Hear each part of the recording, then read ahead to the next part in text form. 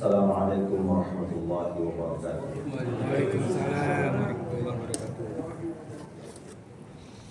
Innal hamdalillah nahmaduhu wa nasta'inuhu wa na'udzu billahi min shururi anfusina wa min sayyiati a'malina.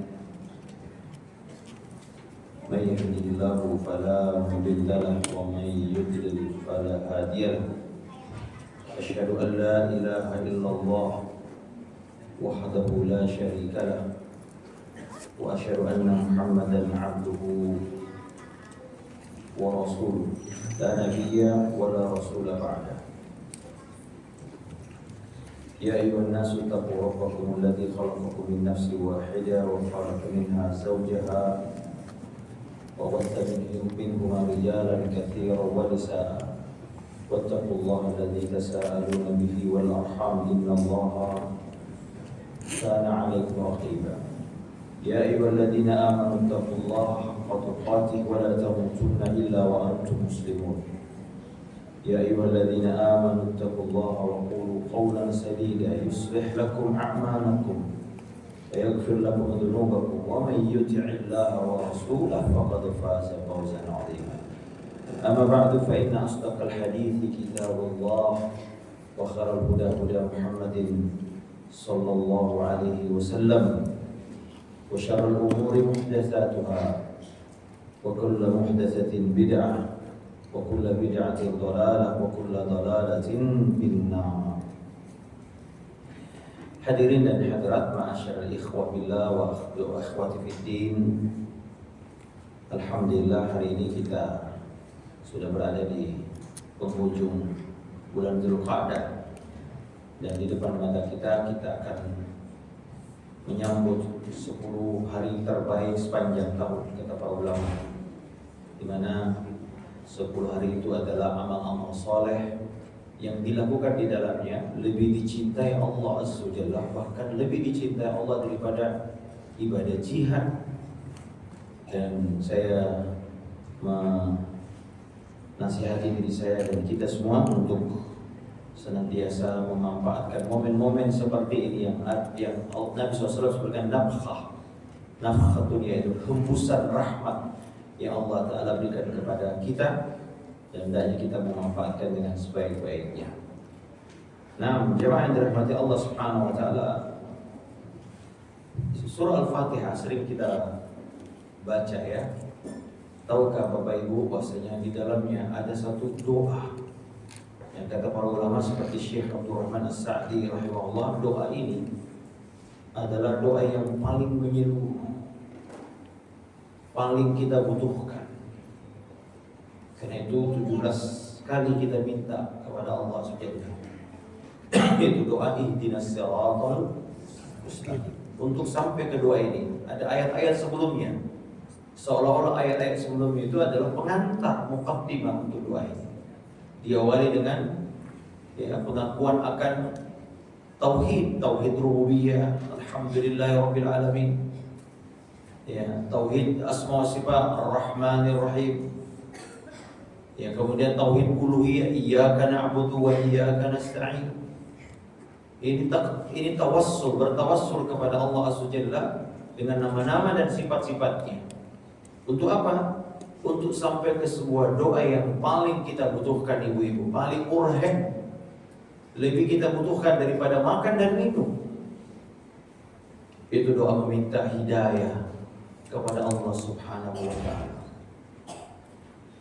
Di dalam doa yang lain Nabi SAW juga dalam doa kunutnya, beliau kunut witir, beliau mengajarkan kepada cucunya Hasan untuk berdoa dengan Allahumma hdina biman hadait, ya Allah berilah kami hidayah sebagaimana hidayah orang-orang yang Kau beri hidayah. Kemudian juga di antara doa Nabi SAW, Allahumma inni as'alukal huda wat tuqa wal afafa wal ghina. Dan ini menunjukkan Bapak Ibu yang dirahmati Allah Azza wa Jalla, betapa urgennya hidayah ini sampai diletakkan di dalam surah yang paling agung, a'zamu surah, yaitu surah Al-Fatihah. Surah Al-Fatihah disebut dengan Ummul Kitab. Seolah-olah surah Al-Baqarah sampai An-Nas adalah penjelasan, rincian dari surah yang agung ini, itu surah Al-Fatihah. Nah, oleh karenanya azani Allah, banyak di antara kita ketika membaca Al-Fatihah ini, yaitu ketika sampai pada doa ini tidak serius, tidak menghayati, tidak memahami makna ihdina ini apa sebetulnya. Kenapa kita diperintahkan? Tidak doa yang lain. Ya, kenapa bukan doa yang lain? Kenapa doa hidayah? Kata Syekh Abdul Rahman karena As-Sa'di rahimahullah, karena hidayah adalah sesuatu yang paling kita butuhkan lebih daripada apapun. Dia adalah sesuatu yang hidayah kita butuhkan untuk keselamatan dunia dan akhirat kita. Tanpa hidayah kita gak selamat, Ibu. Ya, termasuk terlebih akhirat. Karena itu ucapan yang pertama kali diucapkan oleh orang yang masuk surga adalah alhamdulillahilladzi hadana li hada. Segala puji bagi Allah yang telah memberi hidayah, yaitu surga, taufik untuk bisa masuk surga. Seluruh pokok kebaikan di hidayah, ibu-ibu. Pokok kebaikan duniawiyah apalagi ukhrawiyah adalah di hidayah. Karena itu ini doa yang paling kita butuhkan, paling menyeluruh, paling lengkap adalah doa hidayah. Ya. Oleh karenanya, ikhwan a'azzani Allah wa iyyakum, hidayah ini ya bertingkat-tingkat ya. Kalau kita lihat, perhatikan Bapak Ibu yang dirahmati Allah Subhanahu wa taala. Jadi saya ingin pertama ingin menyampaikan bahwasanya hidayah yang kita miliki hari ini adalah hidayah yang begitu istimewa. Ya. Terutama hidayah mengenal sunnah, Bapak Ibu. Ya, kalau hidayah Islam banyak 1,8 miliar orang Islam di dunia ini. Tapi ada hidayah yang paling tinggi harganya, paling mahal harganya, yaitu hidayah dari maksiat menuju ketaatan. Hidayah taufik dari bid'ah menuju pengenalan kita kepada sunnah-sunnah yang mulia. Karena ini sedikit, Pak. Kata Nabi SAW, Pak, di antara cara Allah Ta'ala menjaga agama ini apa? Adanya kelompok yang senantiasa, kata Nabi SAW, la tazalu, ya, senantiasa ada, kata Nabi SAW, ya, bi ummati zahiri la tazalu ta'ifatun, ya, senantiasa ada ta'ifah, sekelompok min ummati, dari umatku, zahirina, selalu nampak di atas kebenaran, zahirina haq, la yadurruhum man khadalahum, tidak akan membahayakan orang yang menghina mereka, wala man khalaqahum, dan juga orang yang menyelisih mereka, hatta ya'ti amrullahi wa hum kadzalik, sampai datang keputusan Allah, amrullah, yakni hari kiamat, mereka senantiasa ada. Hadis riwayat Bukhari dan Muslim. Ya ikhwan, masya Allah, ini salah satu kabar gembira bagi kita, bahwasanya agama ini, kalau tidak ada mereka, mungkin agama ini sudah banyak menyeleweng. Ya. Agama Yahudi dan Nasrani menyeleweng karena mereka tidak ada orang yang diberi Allah hidayah di atas itu. Kalau enggak, Pak, agama kita ini sudah abal-abal. Agama ini sudah menyeleweng. Jarak antara Nabi SAW dengan kita sudah ribuan tahun. Ya. Mungkin agama ini sudah dirubah ini, dirubah itu, ada asimilasi dengan budaya ini, budaya itu. Tapi Allah Ta'ala menjaga agama ini dengan apa? Memunculkan ada orang yang diberi taufik di atas sunnah. Ya. Selalu berpegang teguh kepada Al-Quran dan As-Sunnah Nabi yang mulia Sallallahu Alaihi Wasallam. Dan yang menarik, kata Nabi SAW, tidak akan pernah membahayakan orang yang menghina dan menyelisih mereka. Itu istiqomahnya, tegarnya luar biasa, Pak. Tapi kalau enggak, udah selesai, Pak. Ya. Karena jumlahnya sedikit. Ya. Jadi makanya nikmat yang ini, hidayah yang paling tinggi harganya itu. Ya, paling tinggi harganya, paling mahal ini hidayah di atas sunnah. Di antara salaf mengatakan, aku tidak tahu di atas dua nikmat mana yang aku gembira, nikmat Islam kah atau nikmat di atas sunnah. Nah,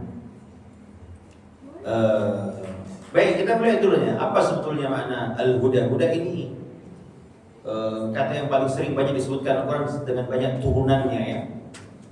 Huda, hidayah, dengan banyak model wazan kalimat ya. Tapi makna secara umum Ibnul Jauzi menyebutkan ada sekitar 24 atau 26 makna. Ya, demikian juga Imam Suyuti rahimahullah juga meneliti makna hidayah ini apa, tapi mengerucut pada satu makna yang ini, yaitu apa? Secara bahasa artinya petunjuk, penjelasan yang lembut. Ya. Petunjuk atau penjelasan yang lemah lembut. Ya. Itu makna secara bahasa ya. Semua penjelasan, petunjuk yang diiringi dengan kelembutan dan kesantunan. Nah, ini disebut dengan hidayah. Ya. Penjelasan dan pengarahan ya apa nih? Penjelasan dan pengarahan atau petunjuk dengan penuh lembut dan santun. Ya. Nah, ada pun secara istilah ini penjelasan dan pengarahan kepada tujuan yang dimaksud. Ini lafaz hidayah. Ya.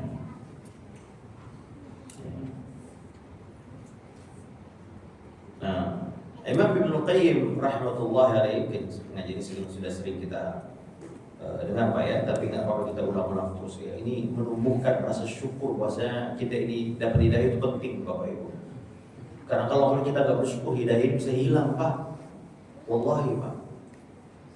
La in syakartum la in syakartum la azidanakum wa la in kafartum inna adzabi lasyadid Pak. Kalau nikmat hidayah Islam ini kita tidak syukuri dengan cara apa Pak? Bu, dengan cara mengilmui dan mengamalkan. Islam ini bukan sekedar agama dalam KTP kita saja, tapi harus kita ketahui, kita ilmui Pak. Salah satu pertanyaan di alam kubur Pak, madinuka? Mempelajari agama hukumnya Bapak Bu wajib, thalabul ilmi fardhatun. Dan tingkatan keislaman kita bertingkat-tingkat Bapak Ibu. Orang Islam itu bertingkat-tingkat. Sebagian Nabi mengatakan, "Idza ahsana ahadukum islamahu." Kalau salah seorang di antara kalian bagus Islamnya, berarti Islam itu berbeda-beda kualitasnya. Ada yang bagus, ada yang sedang, ada yang kurang bagus. Nah, bagaimana yang bagus itu? Di antaranya adalah pengetahuan akan rincian pengetahuan agama ini. Semakin rinci, semakin banyak ya penjelasan hidayah agama ini. Makanya itulah Ibnu Qayyim mengatakan, kenapa kita selalu minta hidayah padahal sudah dapat hidayah? Itu ihdinas siratal mustaqim. Kamu dapat hidayah Islam, kenapa minta lagi? Nah, penjelasannya bukan makna hidayah di situ juga bisa jadi Bapak Ibu adalah diantaranya adalah agar hidayah yang sudah kita dapat mungkin belum sempurna. Ada orang yang hidayahnya masih global. Pengetahuan Islam cuma rukun Islam doang Pak. Rukun Islam itu syahadat, cuma itu. Ya, tapi rincian bagaimana cara sholat yang benar, pokok-pokok ibadah yang benar, tata cara beribadah yang benar, nggak tahu Pak. Ya, rincian tentang apa yang dilarang, mungkin dia hanya tahu zina, judi, tapi rinciannya bagaimana jenis-jenis syirik misalnya, dia nggak tahu syirik itu. Dia nggak tahu kalau syirik, dia taunya syirik itu menyembah berhala. Padahal dalam Islam syirik juga adalah dia juga sholat, dia beribadah kepada Allah, pada saat yang sama dia juga beribadah kepada yang lain. Itu syirik. Ya, maka orang yang paling baik agamanya itu para sahabat Pak. Kenapa? Mereka menikmati, mereka sangat menyadari indahnya Islam. Karena dulu mereka syirik Pak. Makanya keindahan sesuatu biasanya mengenal lawan sesuatu itu. Wa bididdiha tatamayyuzul asya. Air minum ini hampir saya minum, saya lagi puasa. Aduh Pak, contohkan. Nah, kita bisa merasakan indahnya minum Pak setelah haus. Demikian juga indahnya. Maka ibu-ibu, ya kita bersyukur ada orang jelek Bu. Kalau nggak ada orang jelek, nggak kelihatan orang cantik. Ya nggak? Ibu-ibu nggak bisa jadi orang kaya kalau nggak ada orang miskin. Demikian juga nikmat sehat tidak bisa dirasakan kecuali setelah pernah kita sakit, ya nggak Bu? Ibu-ibu setelah sakit, bapak setelah sakit, masya Allah, saya pernah sakit Bapak Ibu, dibawa ke rumah sakit hampir. Tapi setelah itu saya merasakan, oh ternyata sehat itu nikmat Pak. Demikian juga Islam. Siapa yang paling menikmati indahnya Islam? Para sahabat. Karena mereka dulu terjerumus dalam lumpur kesyirikan dengan tahu detailnya tuh. Dia pernah menyembah roti, menyembah ini semua, menyembah batu. Apa saya bisa disembah? Ya, Maka ketika Islam datang terasa nikmatnya, oh, Masya Allah. Nah kita ini mungkin Pak, sebagian kita nggak merasakan itu nikmat Pak. Karena sudah kita air ini akan kita rasakan mahal Pak kalau suatu ketika nggak ada Pak. Air ini Pak lebih mahal daripada emas kalau dia tidak ada. Ya, kalau kita mau minum nggak ada Pak, nggak ada air gimana Pak?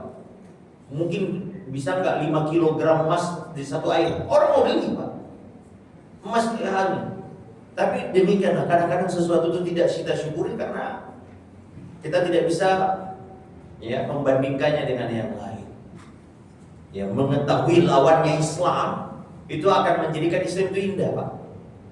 Itu ada buku namanya Mahasinul Islam, keindahan Islam. Di situ dibandingkan Islam itu akhlaknya indah setelah mengetahui bagaimana buruknya akhlak yang lain. Ya makanya para sahabat dulu mereka membunuh anak perempuannya.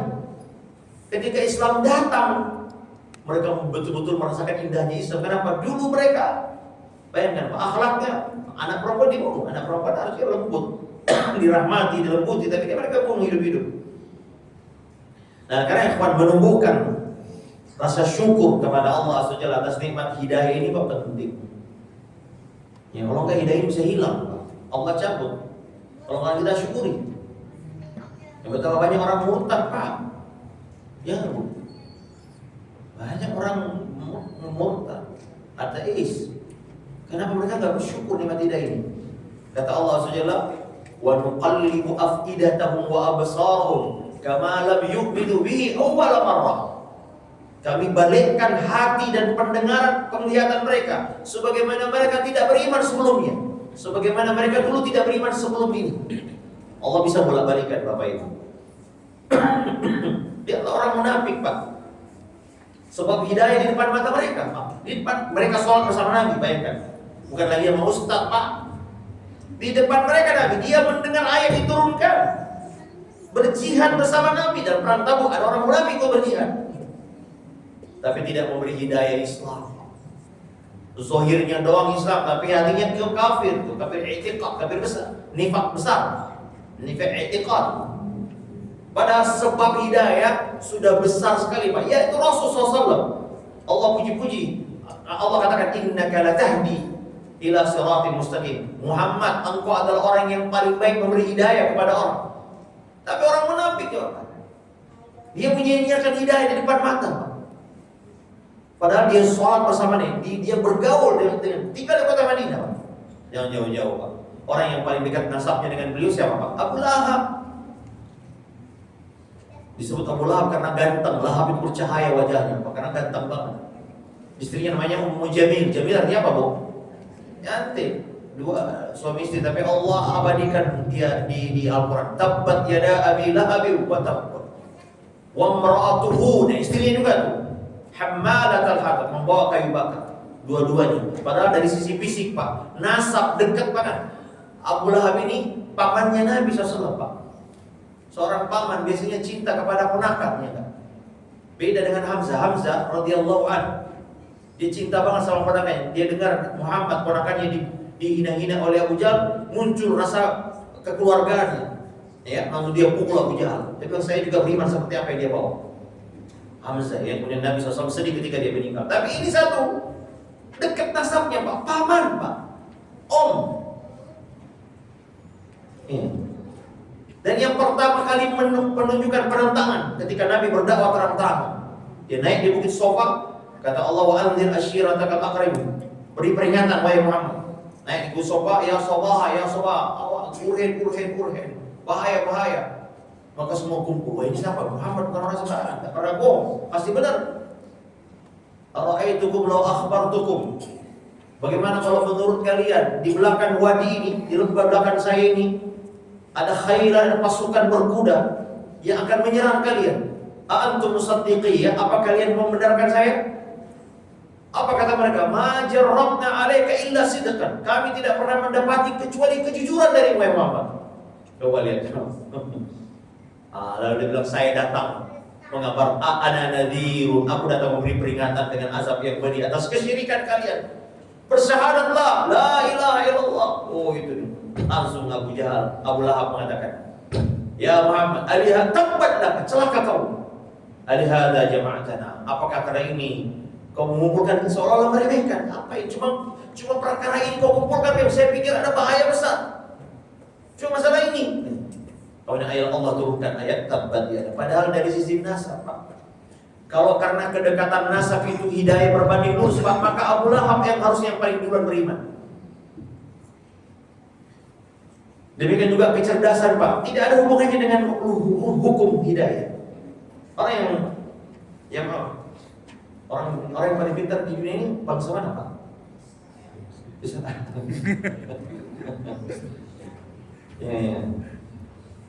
Ya, yang maju peradabannya lah bila kita, Pak. Jepang, ya, pintar-pintar kata orang Jepang. Apa yang mereka sembah, Pak? Coba.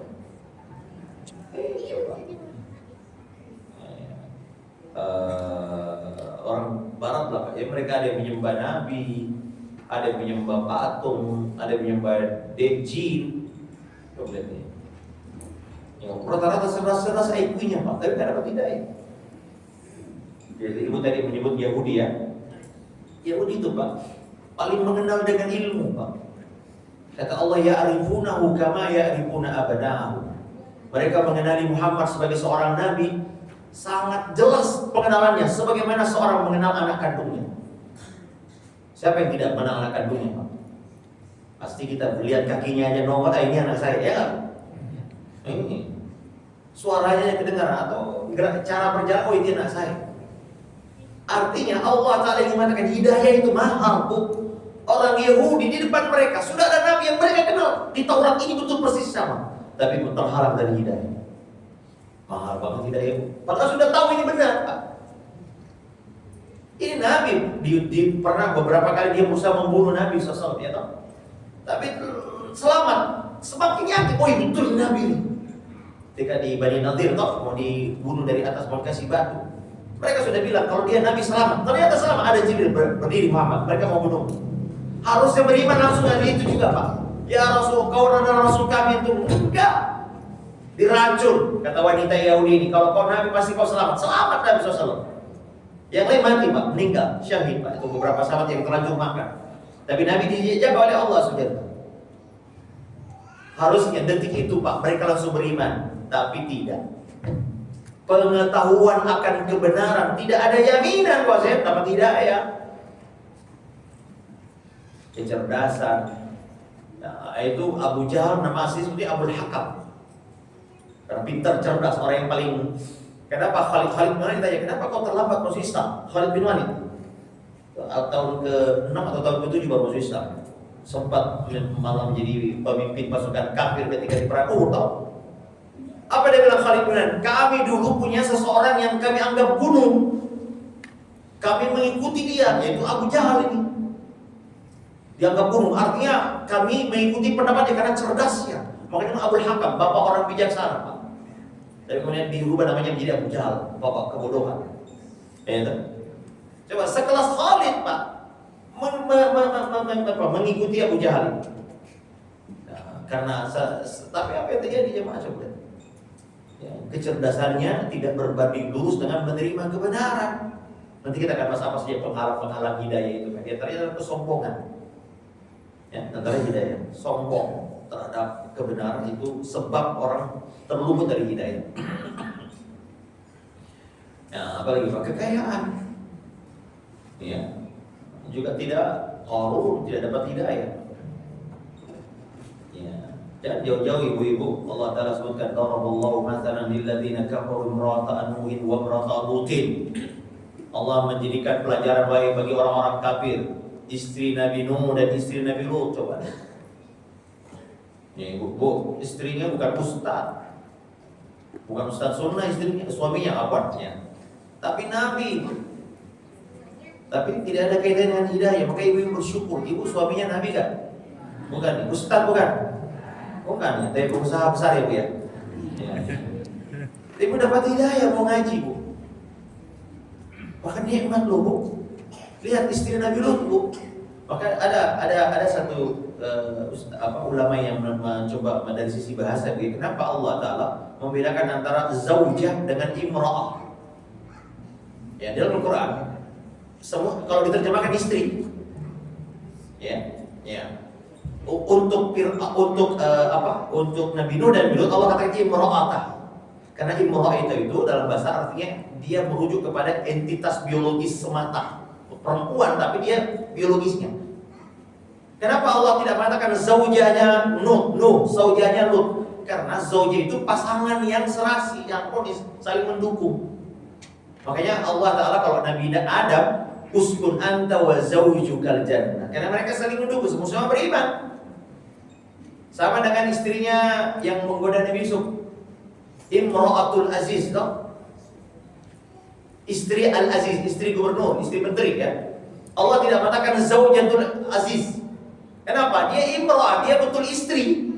Tapi dia ada pengkhianatan cinta. Dia lebih mencintai Yusuf dibanding suaminya.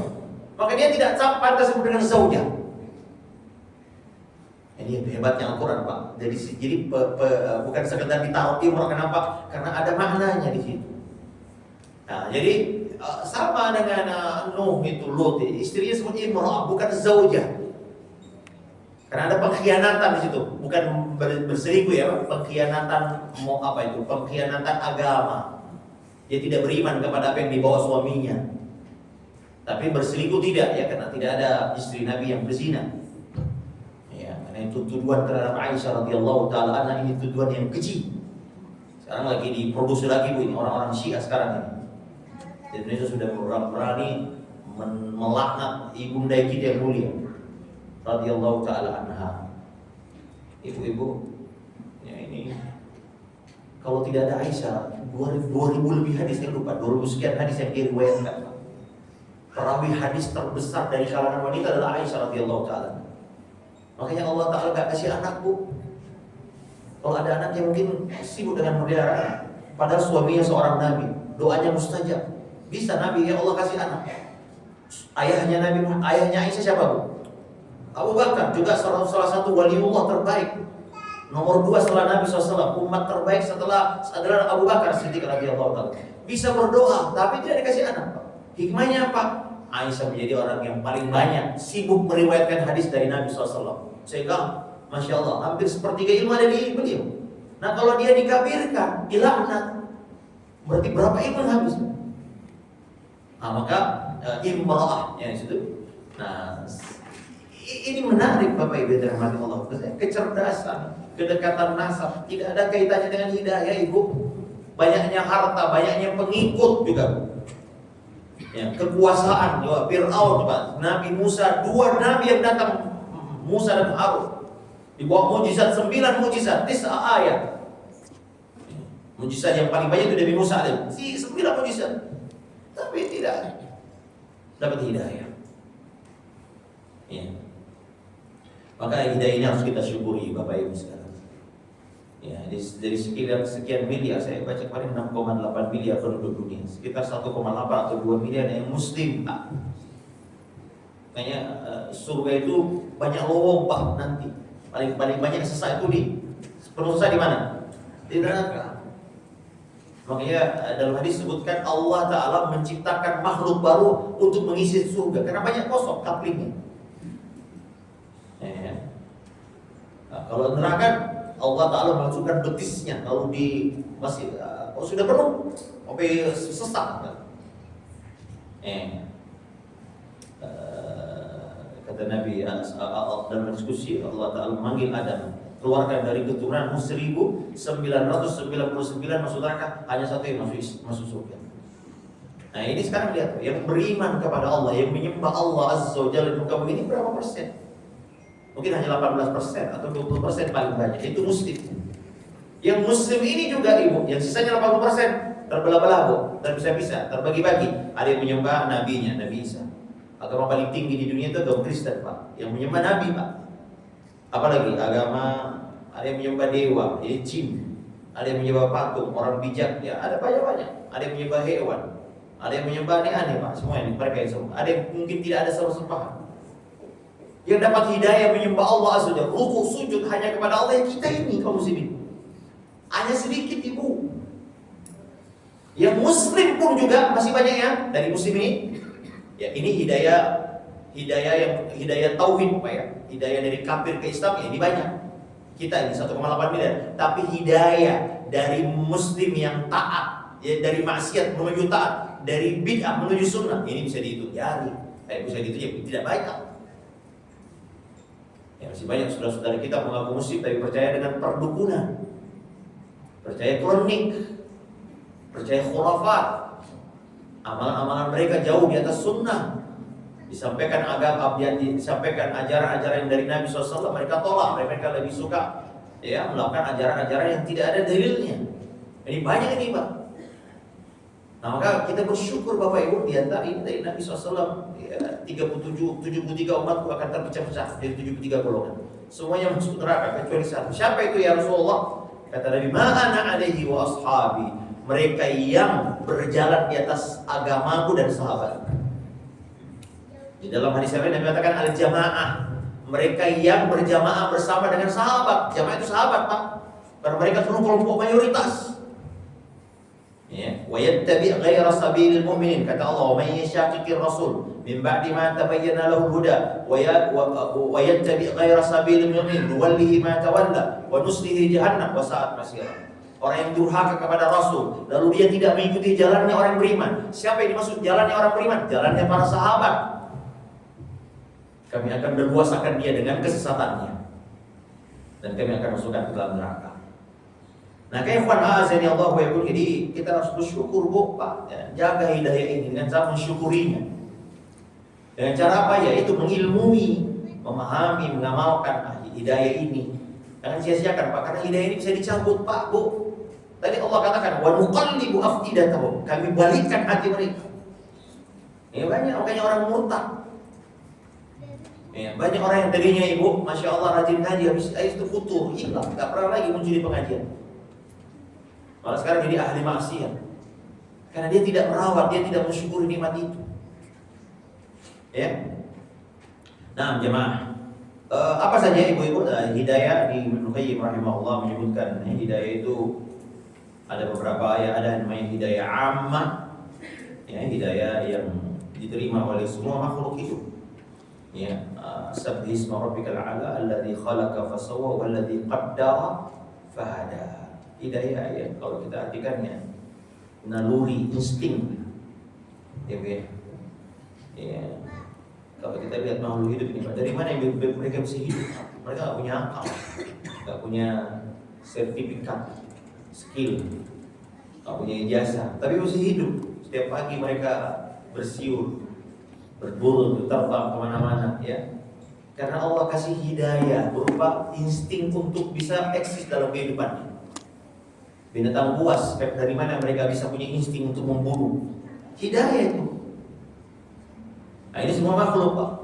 Makanya Bapak Ibu kalau hanya kita punya sama dengan binatang, hanya makan, minum, itu instingnya sama, berarti nggak ada bedanya kita dengan, bahkan lebih sesat dari binatang. Ya. Jadi kalau kita lihat pada dunia, saya suka nonton Flora dan Fauna itu, ya, National Geographic itu luar biasa ya.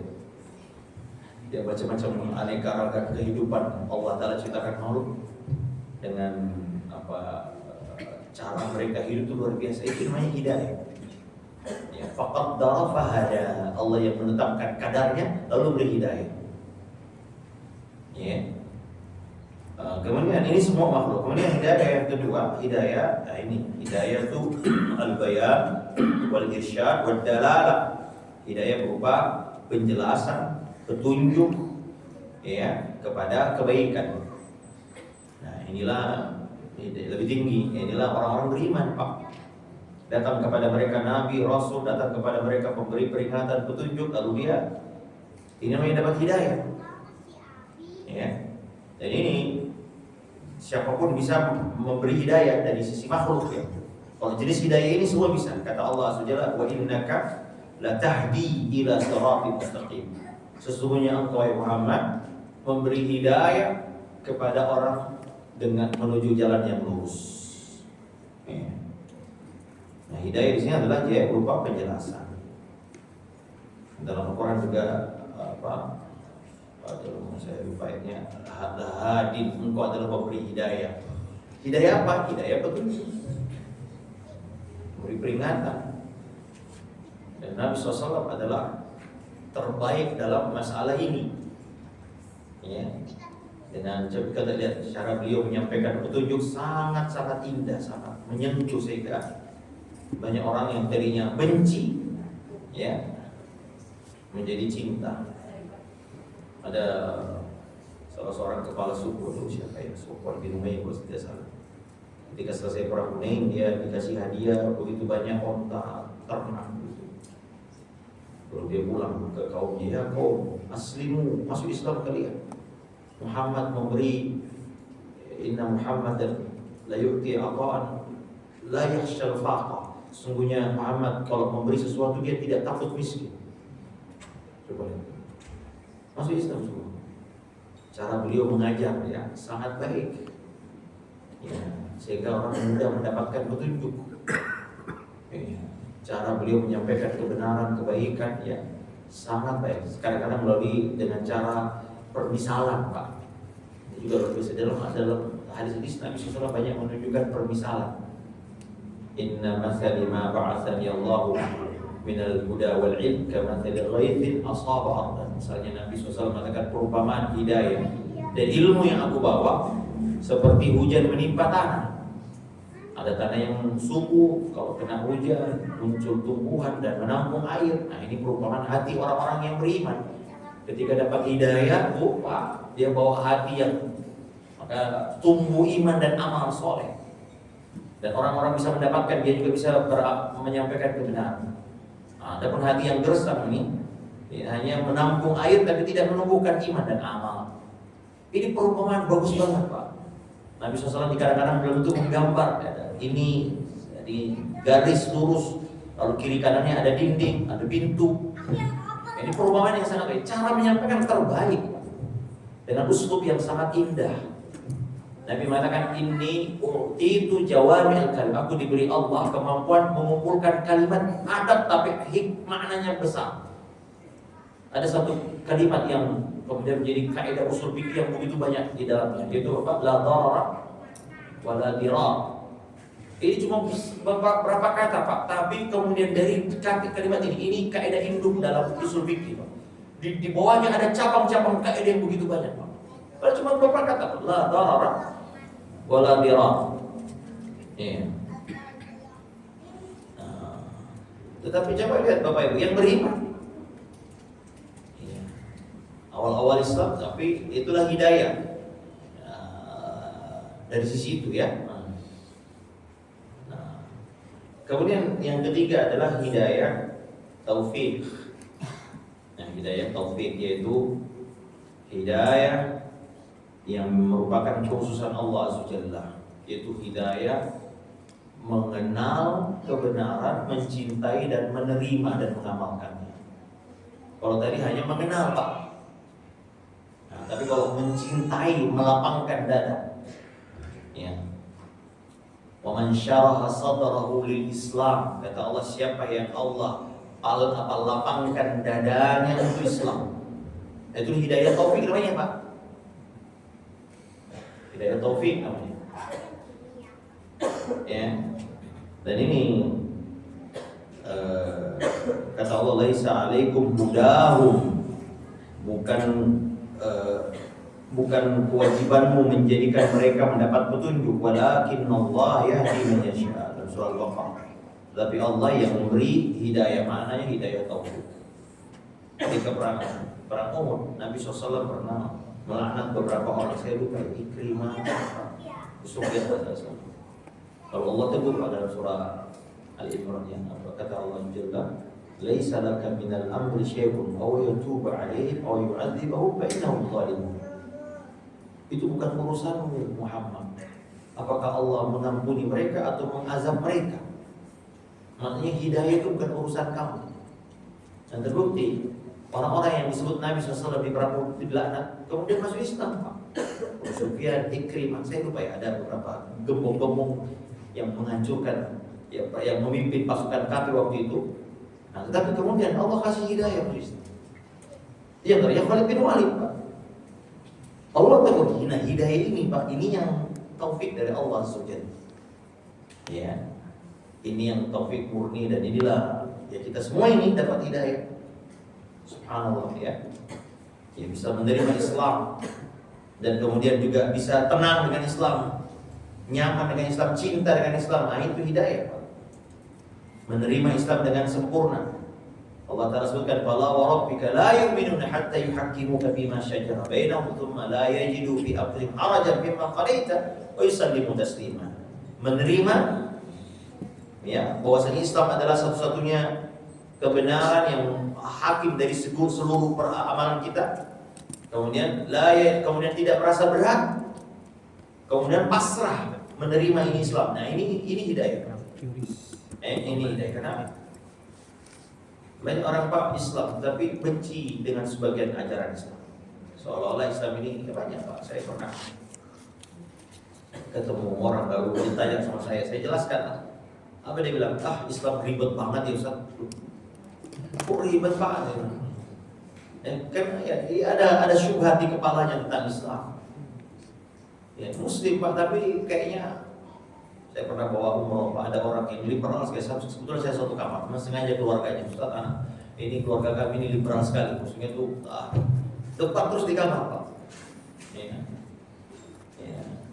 Jadi benci karena dia lama di Inggris Pak, lama dia bergaul dengan orang kafir. Itu sebabnya Bapak Ibu ada larangan tinggal di negeri kafir yang begini.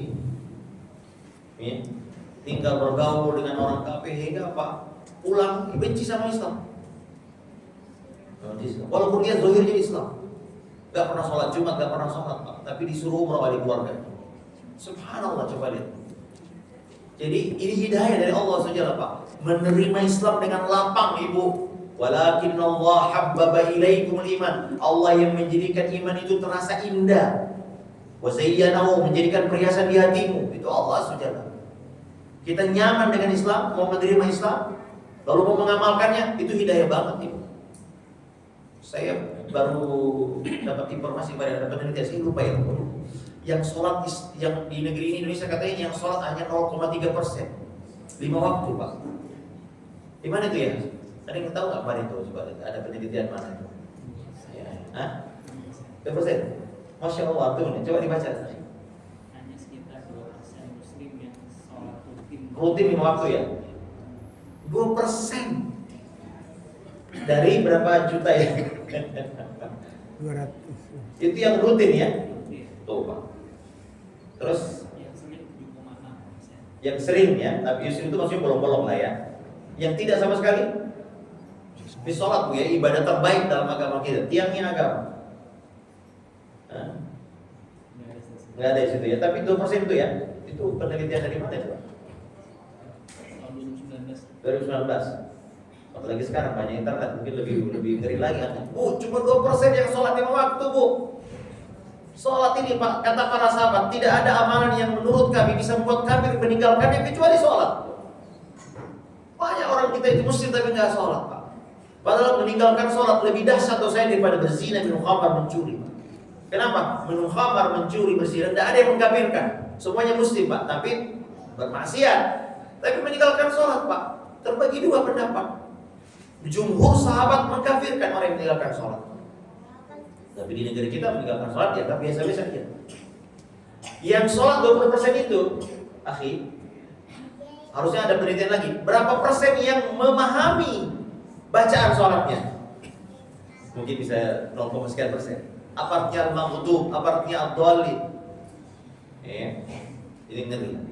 Oke, Bapak Ibu, ini makanya kajian tentang hidayah Islam ini harus sering diulang-ulang Pak. Banyak orang muslim tapi gak bersyukur bahwasanya kita ini bersyukur Pak. Karena Pak, semua syarat masuk surga adalah Islam Pak. Inna dina indallahil wa may yabtaghi ghaira Islam dinan fala yuqbal min wa huwa fil akhirati minal khasirin. Siapa yang mencari agama selain Islam tidak diterima. Coba. Jadi syarat masuk surga hanya satu, beriman kepada Allah dan Rasulnya. Kalau sekarang Islam. Kalau sebelum kita ya Yahudi dan Nasrani. Setelah Nabi Muhammad diutus Pak, tidak ada jalan. Kata Nabi SAW, "Ma sami'a minni Yahudiyan wala Nasriyan." Tidak ada yang mendengar aku sudah diutus, Yahudi atau Nasri. Walam yu'minu bi, dan dia tidak beriman kepada apa yang kubawa kecuali masuk neraka.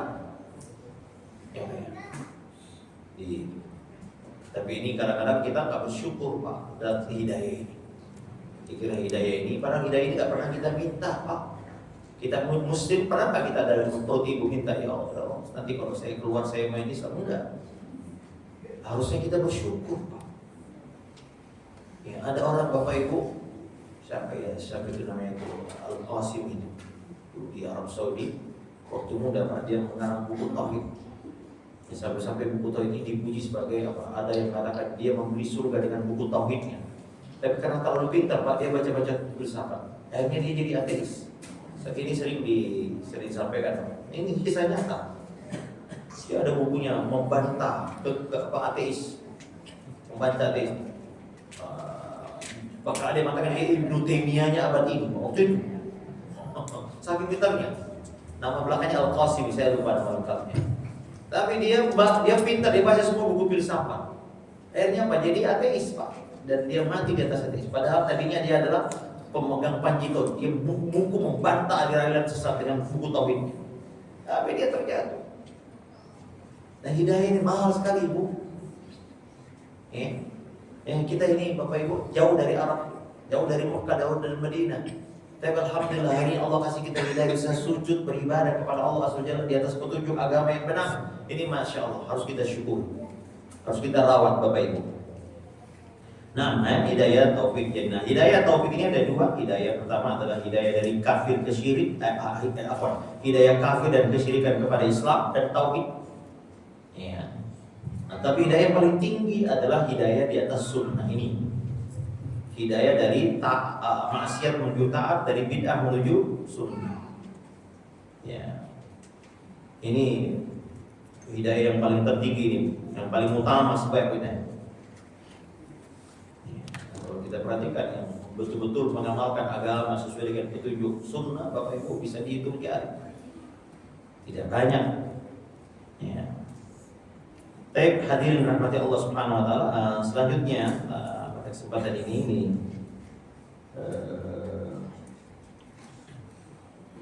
tadi sudah kita berdua hadiah apa? Hidayah taufik sudah. Apa ya? Yang keempat tadi itu puncak hidayah adalah hidayah masuk surga ya. Ini di hari kiamat kelak nanti kita diberi Allah hidayah dan taufik. Kemudian kita digiring menuju surganya Allah Azza wa Jalla. Kata Allah Azza wa Jalla, perkataan penduduk surga, wa qalu alhamdulillahilladzi hadana li hadza wa ma kunna linahtadiya laula an hadana Allah. Ada juga yang membagi hidayah ini bersifat mujmal, seperti Imam Ibnu Rajab. Ada yang mengatakan hidayah ada dua. Pertama hidayah global, yang kedua adalah hidayah yang sifatnya rincian. Nah, hidayah global atau mujmal yaitu hidayah hanya masuk Islam saja, Pak. Ya sudah.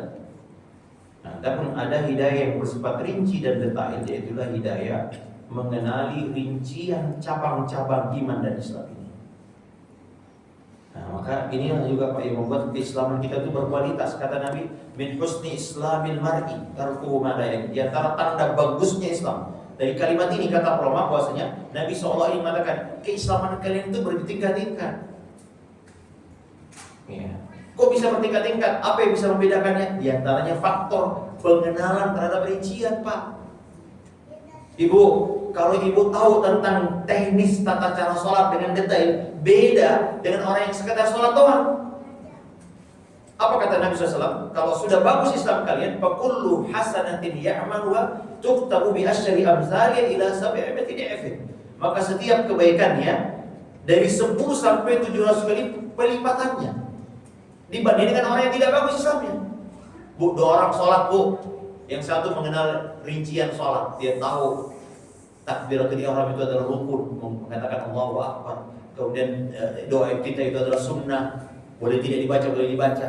Lalu dia membaca Al-Fatihah, itu adalah rukun sholat, dan dia memahami makna bacaan Al-Fatihahnya, ya toh. Dan dia mengetahui bahwasanya membaca surah adalah sunnah, boleh dibaca, boleh tidak.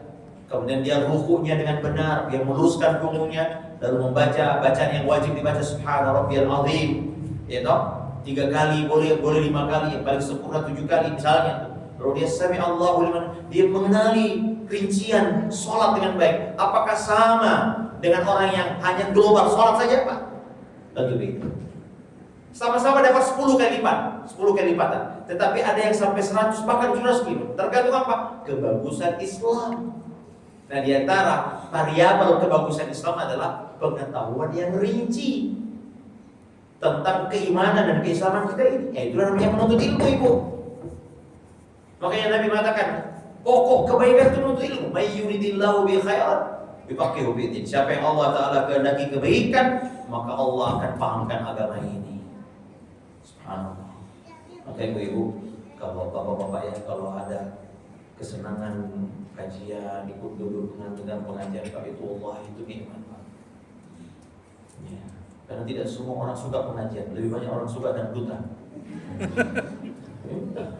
Dengar musik itu langsung cingkrang Pak. Tapi kalau pengajian, apalagi kalau ustadznya terlalu keras Pak. Padahal nggak keras Pak. Ya, kita hanya menyampaikan dalil. Kalau Allah wa qala Rasul, kok dibilang keras? Yang mereka, ternyata yang mereka sukai adalah yang lucu-lucu. Ya, kalau mau lucu ya jangan di masjid. Ya, pergi ke stand up comedy, nonton lawak, nonton Sri Mulat. Nah itu tuh. Kalau mau lucu jangan di masjid. Ya. Nah, hidayah ibu ini bisa mau datang ke pengajian gitu ibu. Subhanallah ya. Apalagi ibu nggak bisa melihat ustadznya. Ya, semakin gak enak. Pengajian ngapain kok ustadz nggak kelihatan? Giliran kelihatan ustadznya, waduh jenggotnya nggak good looking. Enggak. Nah, karena masya Allah ibu-ibu, ya kita ini diberi hidayah, bisa mengenal sunnah. Masya Allah, ini hidayah yang sangat mahal sekali harganya. Dan Nabi SAW menyebut mereka adalah zahirin, selalu berpegang teguh kepada kebenaran. Di antara cirinya, dia tidak terganggu dengan cibiran dan hinaan orang. Dibilang kambing lah, dibilang kebanjiran lah, dibilang ninja lah ibu. Ya, dia tetap tegar di atas kebenaran. Kalau orang yang biasa-biasa aja, dia udah, apalagi kita minoritas, udah.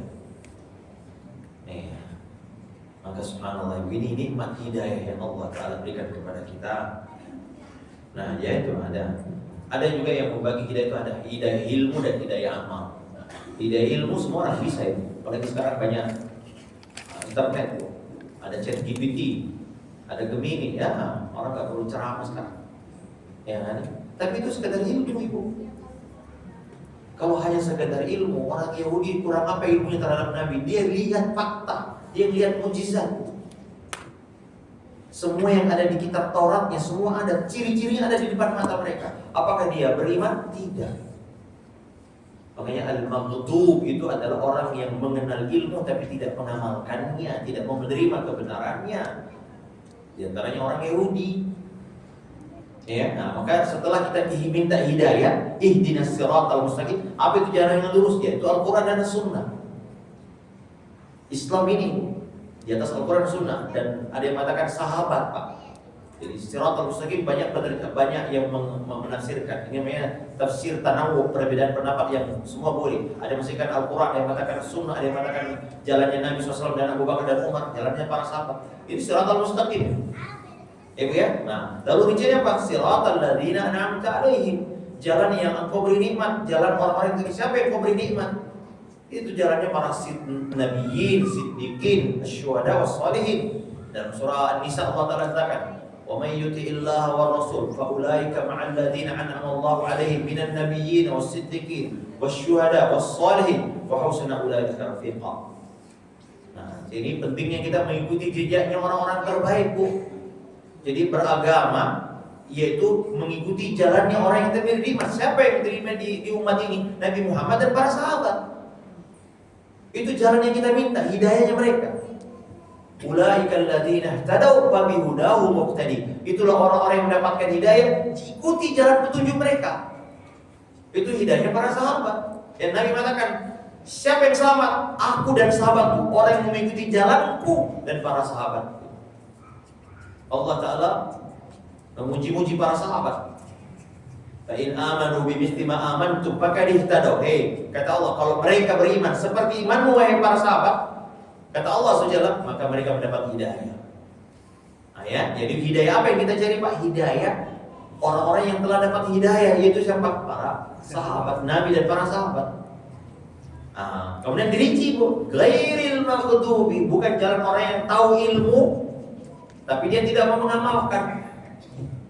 Contohnya, contoh yang paling jelas adalah Yahudi. Yahudi itu Pak, Masya Allah, ilmu tentang kebenaran luar biasa. Tadi ada yang mengatakan paling cerdas ya orang Yahudi, ya betul, mereka cerdas. Tapi kecerdasannya tidak berbanding lurus dengan hidayah. Orang yang paling tinggi ilmunya di dunia ini siapa? Coba lihat, masih Islam atau tidak? Enggak. Karena hidayah ini bukan hitung-hitungan matematis, ya, tapi betul-betul murni hidayah dari Allah Subhanahu. Waladhdallin, siapa waladhdallin ibu-ibu? Orang yang diberi Allah nikmat amal, tetapi tidak diberi Allah di atas ilmu. Ya, ini juga penting, hidayah amal. Tadi hidayah amal, kalau sekarang hidayah ilmu. Banyak orang nekat hanya beribadah berdasarkan semangat, tapi tidak di atas ilmu. Ya, saya dua tahun ini tidak haji, Bu. Padahal biasanya tiap tahun haji sejak 2001. Saya punya pengalaman membimbing haji. Rata-rata jemaah haji kita itu Pak, semangat beribadah mantap. Tetapi itu tadi Bu, diajak ke Gua Hira, sholat mau. Ya, diajak cari jejak Nabi di mana berkuda terus banyak. Jadi semangat doang, tapi tidak diiringi ilmu. Tidak cukup Ibu. Ada sahabat yang potong kurban sebelum sholat Id, kata Nabi, syatuka syatul laham. Semangat, niatnya baik Bu, supaya orang pulang dari sholat Id sudah makan Id, sudah makan kurban. Kalau sekarang kan kita mungkin dulu baru bisa makan kurban Bu ya, berapa? Inilah itulah. Tapi kata Nabi tidak. Itu bukan kurban, itu sembelihan biasa. Ya Bu ya. Ada yang semangat tawaf semua mau dicium. Ya, semua ini foto Ka'bah di ini. Kata Nabi, cuma Ibnu Abbas pernah menegur ya, Muawiyah. Itu dia khalifah Pak. Dia cium semua. Maksudnya dia bilang, ini kan rumah Allah, jangan ditinggalkan semua. Secara logika benar. Masa cuma ini? Ka'bah itu 4 sudut. Masa cuma 2 ini? Jangan ditinggalkan semua. Ini juga rumah Allah. Kalau dapat penjelasan orang liberal, iya juga. Tapi Ibnu Abbas mengatakan, orang yang lebih baik dari kamu cuma ini. Dan Allah katakan, laqad kana lakum fi Rasulillahi uswatun hasanah. Langsung itu mau yang tunduk kau benar. Habis itu dia nggak pernah lagi. Dan ini kita butuh hidayah ini Bu. Rincian beragama ini kita butuh hidayah. Dan inilah yang perlu kita cari. Kalau di rumah aja kita nggak dapat apa-apa Ibu. Harus datang belajar. Kalau dulu Ibu orang ke Mekah baru bisa belajar agama.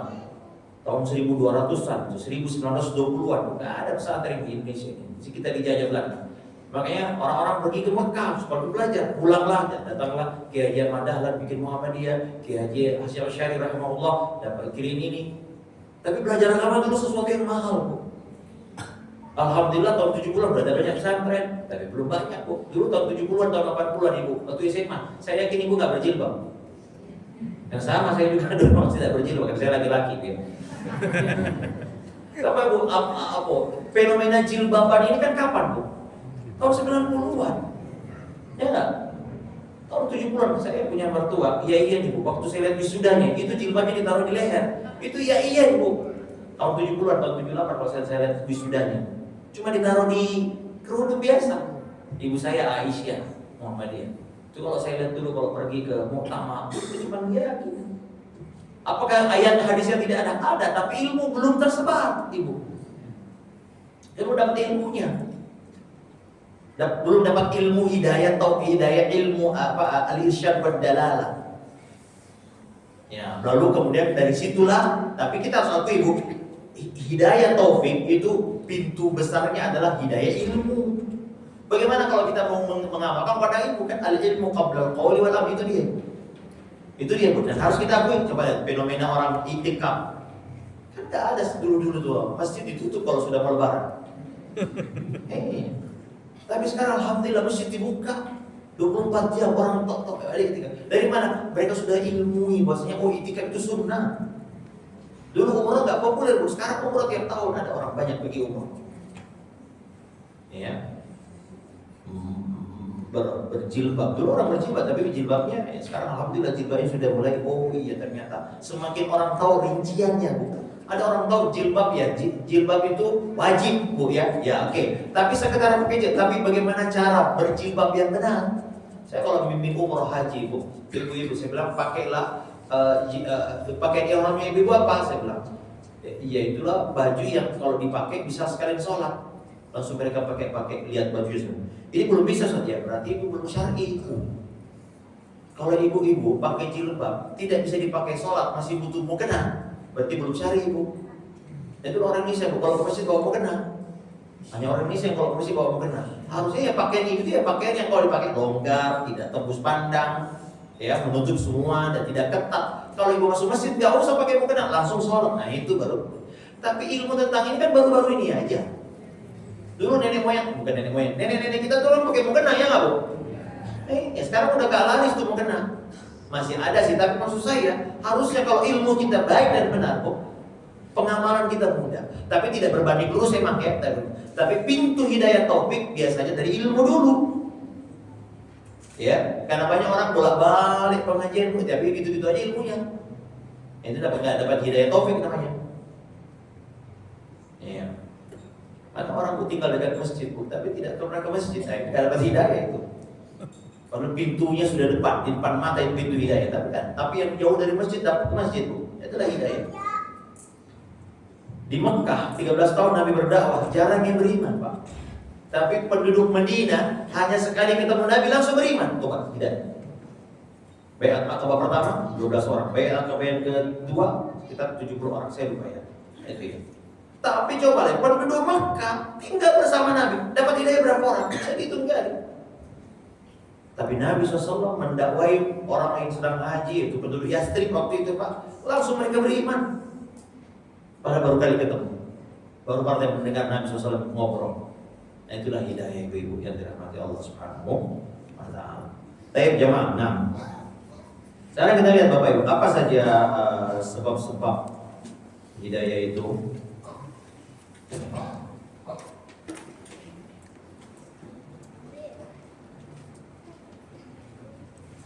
Sebab datangnya hidayah. Yang pertama tentu adalah mengikuti dan berpegang teguh dengan agama Allah secara keseluruhan.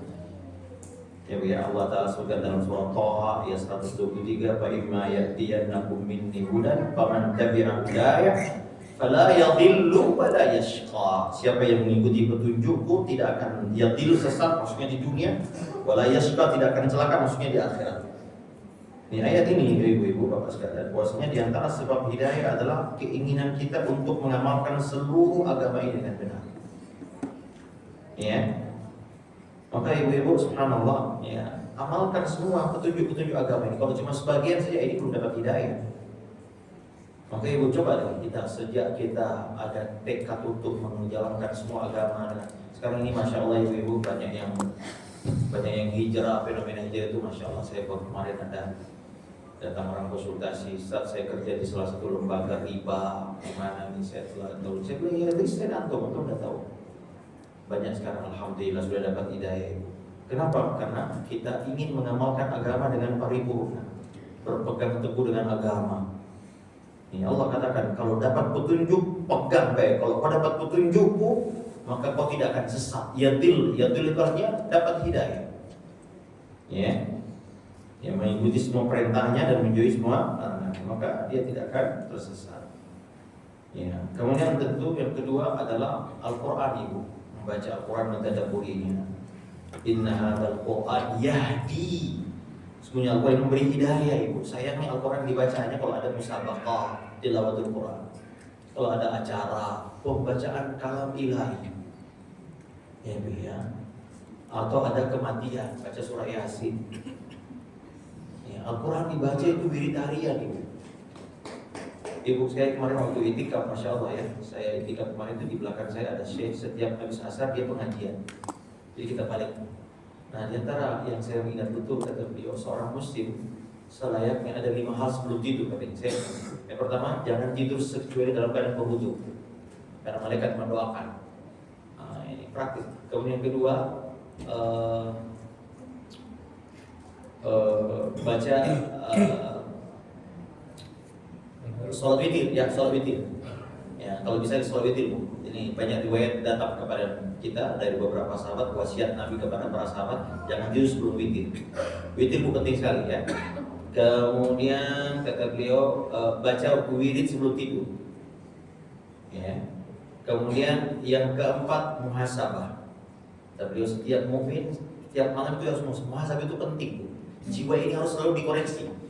Jiwa ini lebih sering dikoreksi, diteliti, diawasi lebih daripada partner bisnis kita, kata para ulama. Karena partner bisnis kalau nggak diawasi dia akan ambil lari modal kita. Maka jiwa, Nabi itu sering berdoa, a'udzubika min syarri nafsi, aku berlindung dari keburukan jiwaku. Nafsu kita ini itu sering dikoreksi, diaudit itu bu. Muhasabahnya audit jiwa. Hari ini kau sudah beriman, beramal apa? Baik jiwa. Hari ini kau lalai ini. Itu namanya muhasabah. Nah, kemudian yang beliau katakan, jangan tidur sebelum baca. Ada baca hizib, namanya hizib. Hizib itu apa sih Pak? Bagian Al-Quran yang menjadi kebiasaan kita. Makanya Nabi katakan siapa yang punya hizib dia tidak sempat membaca di malam hari, hendaklah dia baca hizibnya di hizib itu apa ya? Al-Quran itu kan dibagi-bagi. Nah, ya, pembagian Al-Quran berdasarkan ada 1 juz, ada 2 juz ya toh? 1 juz itu berapa Bu? Ada 2 hizib toh. 1 hizib ada 2 rubu. Nah, berarti 1 juz itu 4 rubu. 1 juz itu ada 8 rubu. Ya. 2 hizib 1 rubu itu 2 sumun. Itu namanya hizib. Nah, kita ini Ibu, kalau bahasa kita wirid ya, wirid. Al-Quran itu harus jadi wirid harian Ibu. Ya. Maka Ibu, Allah Ta'ala, Nabi SAW menyebut orang yang baca Quran dengan apa? Sahibul Quran. Yuqalu li sahibil Quran. Dikatakan kepada sahabat Al-Quran. Namanya sahabat Pak, di mana-mana ada Al-Quran. Al-Quran gak pernah jauh dari kita. Zikir terbaik itu Al-Quran Ibu. Gak boleh kita baca Quran tanpa hari tanpa ada bacaan Quran. Ya, dan rasakan bagaimana berkahnya Ibu, Masya Allah. Sampai-sampai Ibu, coba dulu para sahabat saking akrabnya dengan Quran, mereka menjadikan Quran sebagai ukuran waktu. Zaid bin Thabit ditanya, berapa jarak antara sahurmu bersama Nabi dengan azan berkumandang? Kata beliau, miqdaru 50 ayat, seukuran dengan 50 ayat. Kalau orang yang gak pernah baca Quran, bingung Bu, itu berapa menit ya Ustaz? Karena gak pernah baca Quran. Biasanya orang menjadikan ukuran sesuai dengan kebiasaannya. Perokok, udah berapa hari, udah berapa lama di sini nunggu bos? 2 jisam subro, 2 batang ya. Oh, sesama perokok tahu, 2 jisam segini, tahu deh. Nah sekarang kalau Anda tanya sekarang kaum muslimin, seukuran berapa? 50 ayat, 100 ayat. Nabi SAW kalau sholat subuh itu katanya 100 ayat. Kalau sholat duhur 50 ayat. Paham karena sering baca Quran. Nah kita sekarang Pak, kalau ditanya berapa? 1 ayat gak tahu kita karena gak pernah baca Quran. Saking mendalamnya Al-Quran sampai mereka menjadikan ukuran waktu keseharian mereka adalah ukurannya Al-Quran. Nah, tentu saja Al-Quran ini petunjuk terbaik Bapak Ibu. Nah, Bapak Ibu coba lihat Al-Quran menjadikan para sahabat berubah. Al-Quran itu Pak, bacaannya didengar oleh telinga, masuk ke hati, dan hatilah pokok kebaikan, ya toh. Karena itu orang kafir menjadikan mendengar Quran sebagai ikon mereka. La tas ya ayyuha wa qala alladziina kafaru la tasma'u li hadzal Quran. Jangan dengerin Quran. Karena dia tahu Al-Quran ini bisa berubah sesuatu. Cara kerja Al-Quran apa sih Pak Ibu? Al-Quran kalamullah. Ketika didengar, dibaca, masuk ke telinga, lalu akan berubah hati. Karena hati, Al-Quran itu dialamatkan untuk hati. Nazala bihi ruhul amin ala qalbika. Al-Quran diturunkan oleh Jibril untuk hatimu. Ya, untuk hatimu. Maka ibu-ibu subhanallah, sebaik-baik petunjuk Al-Quran. Maka semakin banyak Al-Quran kita baca, semakin banyak hidayah yang akan diberikan kepada kita. Nah, dan dia akan menjadi hidayah, tentu salah satu sarananya adalah pertama membacanya. Yang kedua, ini paling penting, mentadabburinya, memahaminya. Afala yatadabbaruna al-Quran. Mengapa mereka tidak mentadabbur Al-Quran? Tadabbur artinya paham kandungannya, isinya, maknanya Ibu. Itulah yang jadi kita upgrade ibu-ibu ya. Selama ini kita baca Quran, upgrade paling enggak kita baca tafsir lah. Saya mari itu guru. Ya. Di Masjid Al-Haram itu ada yang baca Quran pakai huruf per kata ya. Ada seorang Syekh dari atau dari mana dari kesimpulan jangan, tidak disarankan oleh ulama membaca Quran dengan perkata. Ya, kenapa? Perkata itu tidak membuat makna yang sempurna. Karena sebagian ulama tidak suka memakruhkan baca Quran dengan terjemah kata per kata. Ya. Yang lebih baik apa Pak? Tafsir. Tafsir. Boleh kata per kata tapi harus ada tafsirnya. Kalau cuma kata per kata tok ya. Ya. Coba lihat Pak, Quran itu punya konteks Pak. Siapa yang kemarin itu yang buzzer katanya dalam Quran suruh bunuh ini, suruh bunuh ini. Jangan sebut namanya Pak ya. Yang kalau suami meninggal jadi apa istri? Kalau seorang laki-laki meninggal punya istri jadi apa? Ya itu ya itu. Dia tampilkan itu Al-Quran menyuruh bunuh. Memang betul ayatnya. Di mana pun dapat bunuh. Tapi Al-Quran itu ada siapnya, ada konteksnya. Konteks ayat itu konteks perang. Bukan konteks tiba-tiba ketemu orang kafir bunuh. Enggak. Makanya kalau hanya baca terjemahnya Pak, ini nih. Ya, diterjemahkan secara internet lagi. Konteksnya baca dikasih lihat biru, coba lihat nih. Memang betul ayatnya Bu. Ya, fakhuduhum waqtuluhum haitsu wajadtum. Angkat, bunuh dia di mana pada. Tapi itu konteksnya lagi dalam peperangan. Oh, dalam perang nggak boleh dibunuh Bu, nggak boleh. Tapi orang membaca Quran dengan begitu ditampilkan lagi ini konteksnya. Betul ayatnya. Tapi Al-Quran itu ada konteks ini yang kadang-kadang tidak dibaca, tafsir yang menjelaskannya. Oh, hanya nekat baca Quran sendiri ya jangan. Jangan baca Qurannya, jangankan baca pahamnya Bu. Membaca hurufnya, tajwidnya itu tidak boleh tajwidnya dengan syekh. Kebetulan saya ada pesantren tahfiz Bu. Ya, setiap hari juga saya setoran. Ya, jadi kalau baca Quran tanpa syekh tidak boleh. Karena apa? Ini huruf yang dibaca itu harus keluar dari makhrajnya. Ada namanya makharijul huruf, ada namanya sifat huruf. Huruf itu ada dua, ada tempat keluarnya dan ada sifatnya. Tidak boleh hanya dinonton dengan buku. Apalagi maknanya Ibu. Ilmu ini harus ada yang bimbing kita. Harus dengerin ilmu dari orang yang paham. Kalau enggak ya tidak bisa. Ya. Nah ini Ibu. Jadi kita mulai akrab dengan Al-Quran, membacanya, memahaminya. Terutama ya surah-surah yang sering kita baca, Al-Fatihah, ayat kursi, dan jauh-jauh dulu, Qul-Hu-Qul-Ya, itu kan sering baca. Jika surah Al-Mu'awwidzat, ya, ini kita pahami. Nah, Allah katakan yahdi lillati hiya aqwam, paling lurus. Maknanya apa Ibu? Coba lihat paling lurus.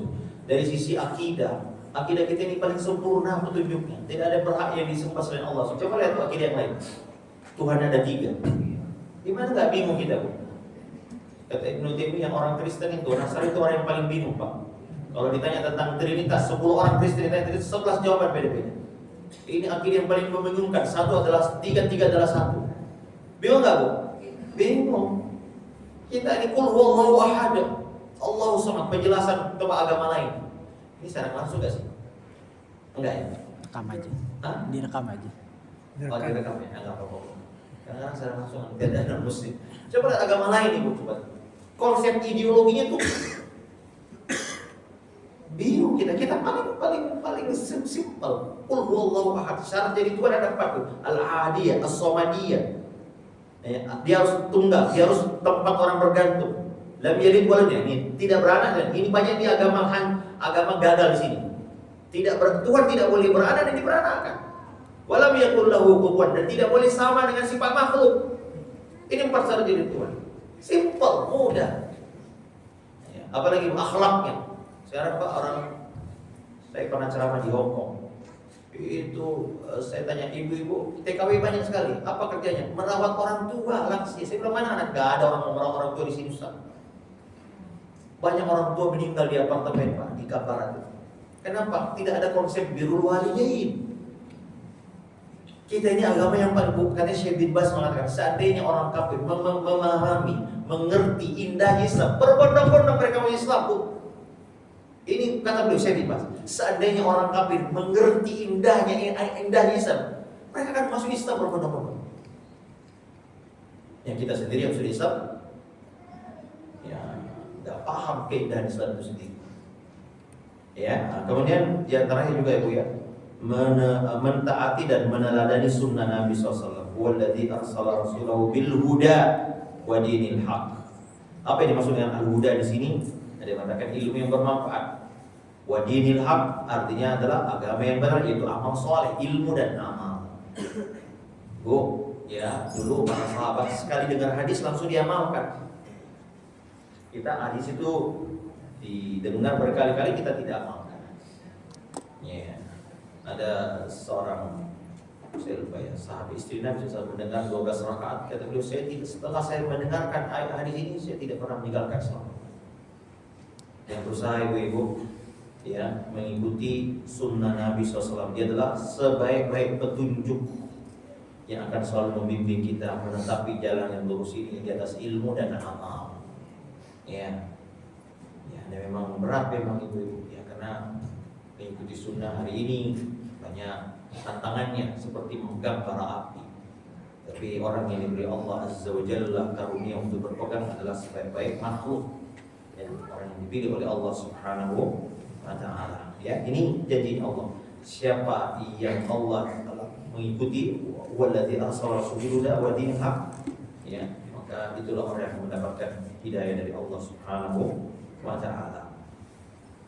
Kemudian juga ibu-ibu diantaranya adalah mengikuti cara pemahaman beragama para sahabat radhiyallahu ta'ala dalam agama. Ya, fa in amanu bimisli ma amantum bihi faqad ihtadaw. Jika mereka beriman seperti keimanan kalian, maka sungguh mereka telah mendapat petunjuk. Ayat ini, ibu-ibu, kewajiban mengikuti sahabat dalam semua hal, ibadah, akhlak. Karena itu ada yang mengatakan apa yang tidak ada, bukan agama di zaman sahabat, hari ini juga bukan agama. Ya, apa yang bukan agama di zaman sahabat, hari ini juga agama. Sesuatu yang kalian lakukan dan sahabat tidak melakukan, curigai amalmu itu. Sampai segitunya. Apa yang hari ini kita lakukan, agama yang ritual, lalu ternyata di zaman sahabat tidak mereka lakukan, maka curigai amalnya. Ya, Nabi SAW maka mengatakan ma'ana alaihi wa ashabi. Siapa yang selamat masuk surga itu yang 73 golongan, yaitu kelompok yang berpegang teguh dengan agamaku dan sahabatku. Ya. Kalau sekarang kita lihat semua orang berpegang teguh Al-Quran, hadis Al-Quran sini. Tetapi apa yang menjadi palu dan yang membedakannya adalah apakah pemahamannya sama dengan sahabat. Hadis sesuai. Dia orang-orang Islam jamaah yang apa itu ya? Mereka mengatakan tidak ada Islam bagi orang yang tidak berbaiat. Hadisnya sesuai. Ya, siapa yang meninggal mata mana di sini? Ya, siapa yang mati tidak berbaiat mata kamaitatin jahiliyah, mati seperti mana? Hadisnya sesuai, tapi pemahamannya seperti apa yang dimaksud berbaiat? Berbaiat kepada pemimpin yang sah, bukan berbaiat kepada pemimpin yang mereka tuju sendiri, ustaz-ustaznya yang kita harus baiat. Ini ibu sama-sama hadis sahih, tapi apa yang membedakan kelompok yang selamat? Kita memahami hadis sesuai dengan pemahamannya para sahabat, itu yang paling selamat. Mereka memahami sesuai dengan kelompoknya. Oh, maksudnya berbaiat dengan ustaz kami. Nah, kemudian juga Bapak Ibu yang dirahmati Allah Subhanahu wa Ta'ala, di antara dalil-dalil yang menunjukkan adanya tidak sebab hidayah adalah beriman kepada takdir Allah dengan benar. Ini juga kata Allah Subhanahu ma asaba min musibatin illa bi iznillah wa man yu'min billah yahdi qalbah. Barang siapa yang beriman, maknanya sini beriman kepada takdir Allah, Allah akan berikan petunjuk kepada dia. Nah, ayat ini ibu-ibu, di antara cara mendapatkan hidayah adalah ketika kita memahami takdir dengan benar. Ya, bahwasanya bersabar terhadap apa yang Allah Ta'ala takdirkan di antara sarana hidayah yang Allah berikan kepada kita. Ya. Nah, banyak orang cara memahami takdirnya salah ibu. Katanya takdir itu kalau sudah terjadi baru disebut takdir. Ini pemahaman ekstrim yang bulat. Ini kufur orang yang mengatakan ini, seolah-olah Allah tidak tahu sebelum terjadi dong kalau gitu. Ya, takdir ini ibu harus salah satu rukun iman. Mengilmui, meyakini bahwasanya segala sesuatu pertama di atas ilmu Allah. Yang kedua, kehendak Allah. Ditulis kita apa? Yang ketiga, kehendak Allah. Yang kedua, ciptaan Allah. 4 ini rukun beriman kepada. Tanpa ini kita clear. Nah, di antaranya ibu-ibu, kalau kita memahami dengan benar, maka salah satu sarana turunnya hidayah dari Allah Azza wa Jalla.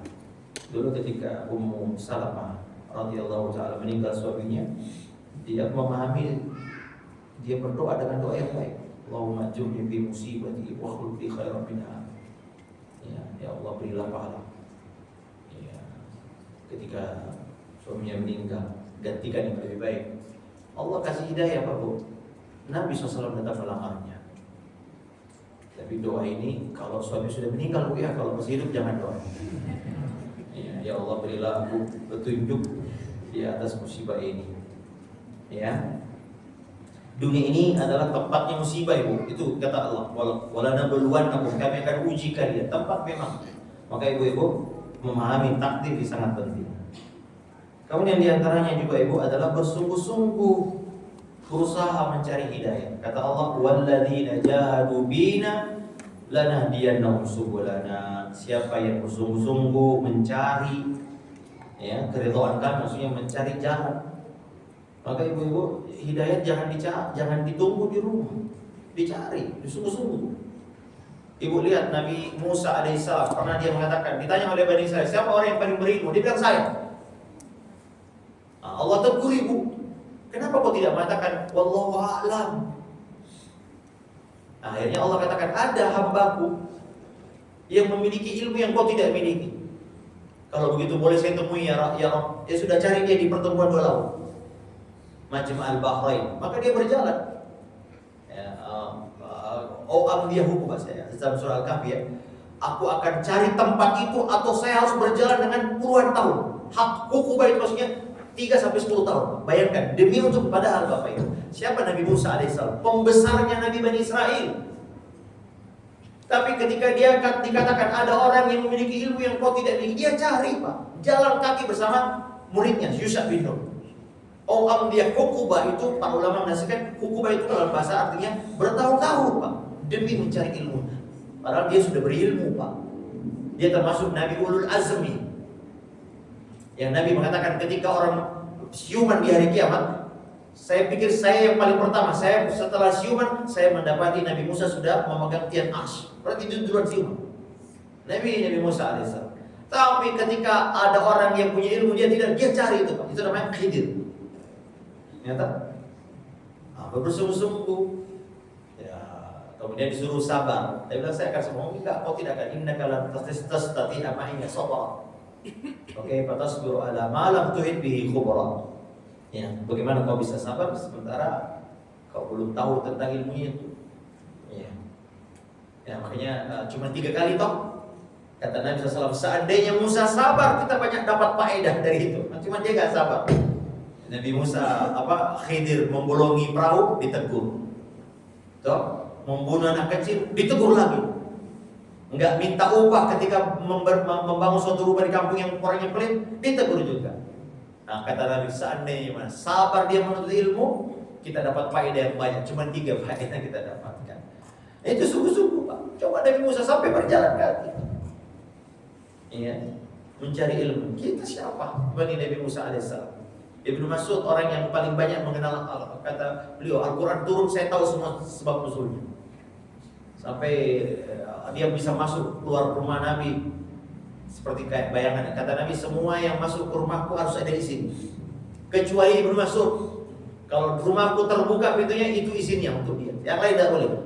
Tapi apa yang terjadi Pak? Dia orang yang paling tahu Al-Quran. Makanya pesantren kami namanya Abdullah bin Mas'ud. Tapi kata beliau, seandainya ada orang yang tahu suatu ayat yang aku belum tahu, kalau masih bisa ditempuh perjalanan, saya akan cari orang. Ya, jadi hidayah jangan di rumah, Bu. Harus dijemput, cari hidayah, belajar agama. Dan Allah Ta'ala kaitkan, kalau semakin bersungguh-sungguh, walladzina jahadu, bersungguh-sungguh, lanahdiyan. Bukan hanya satu jalan, subulana, jalan-jalan. Ya. Makanya kita harus berusaha Ibu, cari ilmu. Saya juga sampai sekarang masih kuliah Ibu, walaupun online dengan saya selama ini. Nanti malam ujian yang paling berat Qawaidul Fiqh yang ini. Ya, saya ada diktat yang ada di mobil, saya terus baca karena aduh berat. Tidak boleh, kita harus jemput hidayah. Harus belajar kesungguhan kita Ibu-ibu. Saya juga sekarang lagi hafal Quran Bu.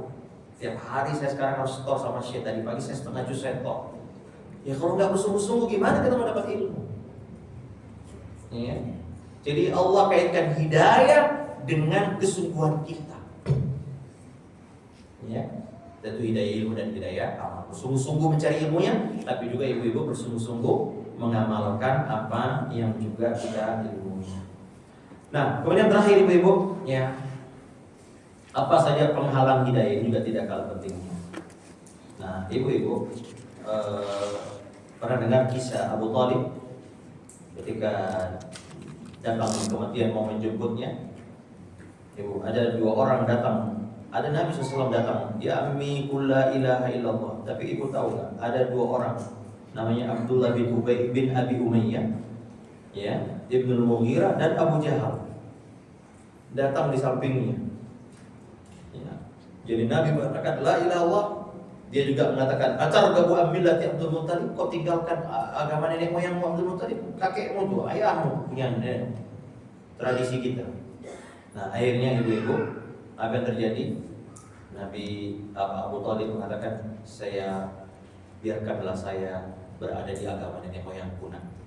Dan dia meninggal dalam keadaan keyakinan itu. Lalu dia masuk neraka itu. Tapi dengan syafaat Nabi SAW, dia dikasih neraka yang paling ringan. Tapi tetap luar biasa. Dari hadis ini Bapak, para ulama mencoba mencari apa faedah dari hadis ini. Keadaan bahwasanya Bapak, di antara penghalang hidayah adalah teman dan lingkungan yang buruk, Pak. Ini paling penting. Ya. Ya. Al-mar'u ala dini khalili. Seseorang itu tergantung agama temannya. Falyanzur ahadukum may yukhalil. Hendaklah kalian coba itu. Bagaimana? Jangan jauh-jauh ibu. Saya saja kalau bimbing umroh, biasanya kan satu kamar sama jemaah. Kalau dapat jemaah yang rajin ke masjid, saya juga ikut rajin bu. Iya. Jam 2 saya bangun, kok udah pada nggak ada. Saya tanya kemana? Kami udah di masjid Ustaz. Coba kalau yang malas molor mulu bu, dia ngajak Ustaz, habis ini kita ngopi yuk. Aduh, ya ngopi. Sangat ibu, jiwa manusia itu pengen selalu sama dengan orang yang dia temannya. Ya toh, supaya kita diterima orang, Pak, kita berusaha sama dengan dia, ya nggak? Ya, maka ibu-ibu itu penting, terutama ya, ibu tahu kan bagaimana kuatnya ya, dulu Umar bin Khattab radhiyallahu protes kepadanya, mengeluh kepadanya, ya Rasulullah, istri kami ini sudah ketularan penyakitnya wanita-wanita Madinah. Yaitu apa? Berani sama suami. Dulu wanita-wanita Quraisy sangat memuliakan suaminya. Ngomong aja nggak bisa nih. Tapi ketika sampai di Madinah, ketularan sama istri-istri Madinah. Ya mungkin istri-istri Madinah itu maksudnya bukan berani ya terbuka sama suami, terbiasa mungkin berdebat, terbiasa apa. Ya. Nah itu menunjukkan kata Bapak bahwa cepatnya wanita. Ibu coba bu, ibu kalau ibu ikut arisan orang-orang yang borju semua ibu borju juga ya nggak bu? Tapi kalau ibu pengajian, arisan yang masya Allah ya kajian, ibu akan ikut kajian. Maka hidayah ibu coba lihat, salah pergaulan ini, ya coba kalau dia udah dapat hidayah. Maka kalau ada orang hijrah ibu, tapi masih segitu-gitunya dia masih bergaul situ, mungkin ini belum hijrah namanya. Ya. Ada orang hijrah dari musik, tapi masih sering bergaul dengan pemusik, ya belum hijrah namanya. Ya. Taib ibu-ibu yang dirahmati Allah SWT. Jadi Abu Jahal dan Abdullah bin Abi Umayyah ini. Kemudian juga ibu-ibu, apa kira-kira penghalang hidayah? Yang kedua adalah kesombongan. Sombong ini masya Allah. Itulah Abu Jahal. Abu Jahal ini Bapak Ibu, ketika ditanya oleh ponakannya atas keluarganya, apa sebetulnya yang menyebabkan dia bilang, kau tahu kita dengan kaumnya Muhammad itu Bani Hashim dan kaumnya Abu Jahal, kalau salah Bani Huzaimah, saya lupa. Ini seperti kuda yang sedang berbalap. Mereka punya kehormatan, kita punya kehormatan. Mereka menjamu tamu, kita menjamu tamu. Tapi sekarang mereka punya nabi, kita nggak punya nabi. Artinya sebetulnya secara di hatinya mengakui ini kebenaran ada di Muhammad SAW. Tapi sombong, ya kibar, sama dengan iblis itu. Kurang apa iblis? Diperintahkan Allah, langsung perintah Allah, usjudu li Adam. Tapi apa yang membuat dia kamu sujud? Aba wastakbar. Makanya apa itu sombong? Nabi mengatakan sombong itu ada dua, sombong terhadap kebenaran dan sombong dengan meremehkan manusia. Nah, tidak boleh ada yang sombong. Hanya Allah yang boleh memiliki sifat al-kibriya, kebesaran. Adapun manusia tidak boleh takabbur. Iya. Ya, jadi ada orang masih dikasih ayat hadis tidak mau. Ya, kenapa? Karena dia ada sifat kesombongan. Sombong ini bertentangan dengan ibadah. Ibadah itu tunduk dan patuh kepada Allah, tapi sombong merasa lebih besar daripada kebenaran. Jadi coba lihat Muawiyah radhiyallahu, khalifah, salah satu khalifah terbesar. Ya, datang bertawaf, ditegur oleh hanya ini yang boleh diusaha. Ya, kalau dia sebagai presiden, dia sebagai khalifah, dia bisa, wah kamu siapa kamu? Kalau saya apa-apa ini. Tapi dia terus itu kalau kau benar, kau benar. Itulah orang. Jadi orang yang tidak sombong itu mudah rujuk kepada kebenaran. Saya pernah khutbah Jumat, Pak, salah sebut ayat. Saya lihat ada anak muda yang tegur saya, Ustaz apa tadi? Oh, masya Allah, jazakallah khairan. Apa? Saya ya, walaupun juga pintar-pintar negur orang, kalau di tengah orang banyak jangan kesian Ustaznya, dipermalukan. Tapi kalau kita ditegur dengan baik dan benar, tak boleh kita merasa hebat, Pak. Nah, orang biasanya sombong itu kalau sudah jadi, Pak, sudah jadi ustaz besar, banyak penggemarnya, banyak followernya, nggak mau rujuk kepada kebenaran biasanya. Aku ditinggal followers. Herakles begitu, Herakles itu ketika dikirimi surat, ketika dia tanya Abu Sufyan, kalau benar yang kau ini nabi ini, Pak Nabi yang mursal. Ditanya semua berapa orang, siapa orang yang mengikutinya, apa yang diajarkannya, semua. Pernah nggak dia berdusta? Ya, semua yang dia jawab ini ciri nabi. Akhirnya dia kumpulkan semua pejabat-pejabatnya. Gimana kalau kita saya mengikuti, langsung keluar semua. Dia tinggal sendiri. Wah, kalau begini saya masuk Islam, saya ketinggalan followers, ketinggalan, dia kehilangan gengsi. Akhirnya nggak jadi. Coba. Padahal dia bilang kalau sudah ada di sini, saya akan cium kakinya. Jadi orang Nasrani masih ada, mungkin dia tahu ciri-ciri Nabi akan datang, tapi dia kehilangan follower. Kalau nanti mengikuti kebenaran, dia nggak diundang ceramah lagi. Nggak dapat ini, nggak dapat amplop dan macam-macam itu orang mengikuti karena sombong. Dia sudah menjadi orang besar, tiba-tiba ada orang yang kecil memberikan. Ya. Saya lupa dulu ada kisah seorang khalifah ditegur anak kecil dan dia menangis. Saya lupa kisahnya. Kemudian yang ketiga ibu adalah taktik kepada nenek moyang. Kalau itu ibu perhatikan, hampir semua nabi-nabi ditentang dengan ini. Inna wajadna aba'ana ala ummatin wa inna ala atharihim muhtadun. Semua nabi-nabi semuanya nabi-nabi itu ditentang dengan taklid nenek moyang. Kami mendapati nenek moyang kami beragama di atas ini dan kami hanya mengikuti jejak mereka.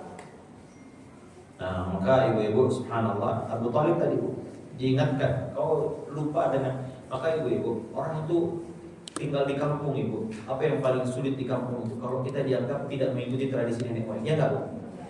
Ini, waduh. Kalau ada tradisi lalu kita tidak melakukan, ya biasa orang meninggal di acara yang sampai 7 hari, 40 hari, 50 hari, 70 hari. Lalu kita tidak melakukannya, itu paling kita dianggap tidak mengikuti tradisi. Nah, sementara Al-Quran menyebutkan bahwasanya penghalang hidayah itu adalah tradisi. Nah, tradisi ini, subhanallah, memang saya lagi belajar ini. Ada namanya al-'adatu muhakkam. Adat itu bisa menjadi solusi jika menjadi hukum jika syariat tidak menetapkan, seperti mahar. Ya, dikembalikan kepada adat. Islam tidak menetapkan berapa mahar kepada perempuan. Ya, makanya ya di Sulawesi Selatan di kampung saya itu mahar tinggi-tinggi Bu. Ada yang sampai 1M, 2M. Ya, kan memang adatnya seperti itu.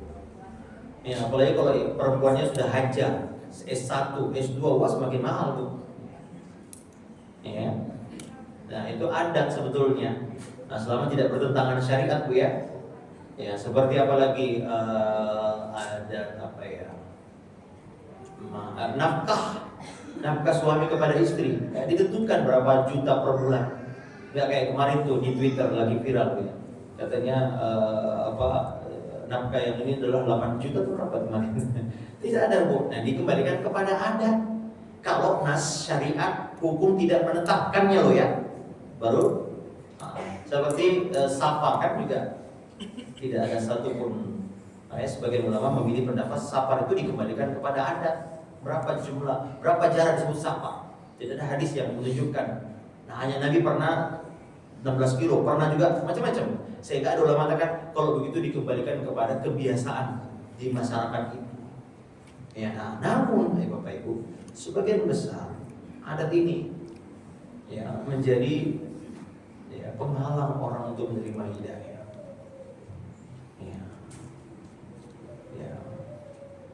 Akhirnya muncullah fanatisme kelompok. Ini juga mungkin fanatisme juga ini salah satu yang keempat fanatisme.